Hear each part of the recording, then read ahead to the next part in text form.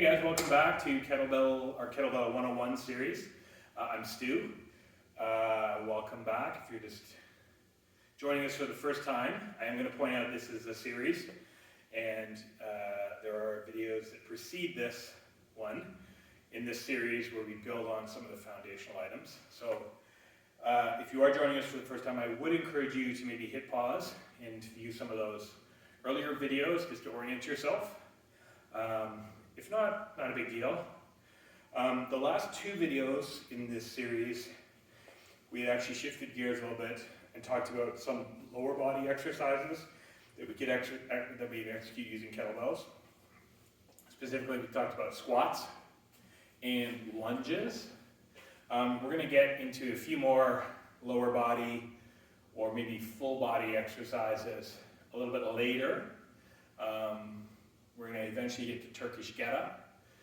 If you know what Turkish get-up is, it's a pretty iconic compound kettlebell move where we're basically starting on the floor lying down, and we're going to move all the way into extension, pretty much a full body exercise. We're gonna work our way up to it because it's a little bit. I want to make sure people are ready for it before we take it on. For this video, I want to do a little bit of an interlude and cover something, a topic related to it. So one of the things about kettlebells, like if people ask me, well, what's the most important thing if I'm trying to really get good at kettlebells, what you probably are already feeling is, if you haven't already, is that one of the great things, kettlebells really, grip strength is really important. If you want to become really proficient in kettlebells, developing your grip strength, the cool thing is the more you actually exercise with kettlebells, the stronger your grip strength will become, just as a byproduct of that. And you probably will notice that if you've been working on kettlebells for any amount of time, you probably feel like your grip strength and your wrist in particular are probably feeling more solid, stronger than you have in the past. There's some additional things you can do, certainly to work that grip strength. I have like an old school, it's a little bit of an old school, like probably your grandfather had the squeeze springs. I have one with adjustable tension, and I have it on my desk, and a lot of times on calls or between calls, I'll do some exercises with the springs. If you have a ball, a tennis ball, or a racquetball or something like that, you can also use that to build your grip strength. Or you can also use the kettlebells. So one of the exercises you can use, or maybe it's even a party trick about kettlebells is that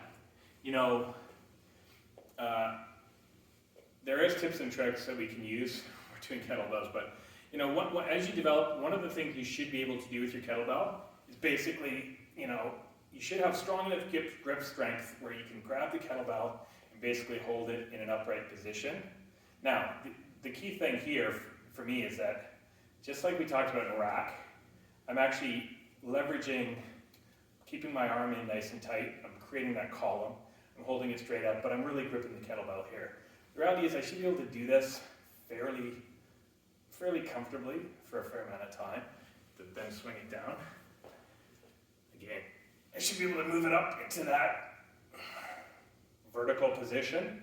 I should be able to hold it, and again, I should feel I'm gripping that kettlebell, holding it straight up and down. I shouldn't feel a lot of stress. I should feel a column. I should feel like the energy is transferring straight down. That way. Good party trick.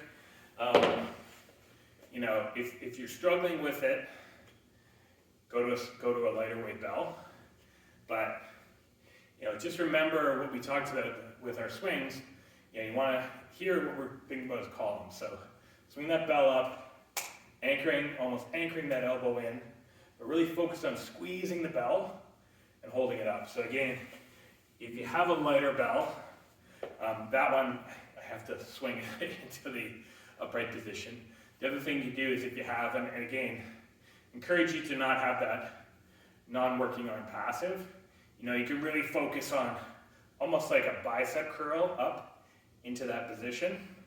and then really focusing on the negative, which is a great way to build your arms. So, controlling the bell up, holding in the upright position, and then really controlling the negative on the way down. So, great way to build your grip strength. Wrist strength as well. I mean, my teacher used to do push-ups on his wrists. I'm not quite there yet. But again, one of the byproducts of working with kettlebells, when you do it properly and you start to get some mileage in, and there's no, just like Malcolm Gladwell had talked about, into 10,000 hours, I mean, there is no shortcut for mileage. Taking repetition, the more mileage you put on, the more you practice, the more you actually execute, the better you're going to get, the stronger you're going to get. Surprise! But you will feel your grip strength and your dexterity in your hands will start to get better, and that's probably especially important for so many of us who are stuck at home now, working from our home offices, communicating via keyboard in a lot of cases. Keeping our fingers limber and strong is a good way to do it. Just as a side note to the side note, I do sometimes get asked about chalk.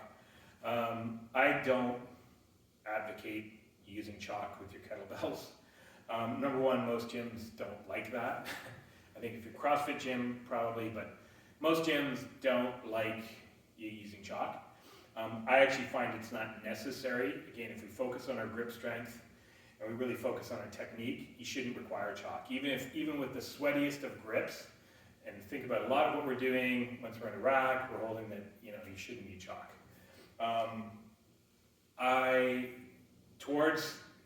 Before the second lockdown, when we still had the opportunity to go to the gym, Kimberly and I had actually started to wear gloves in the gym. I find it challenging to wear gloves when I'm doing kettlebells.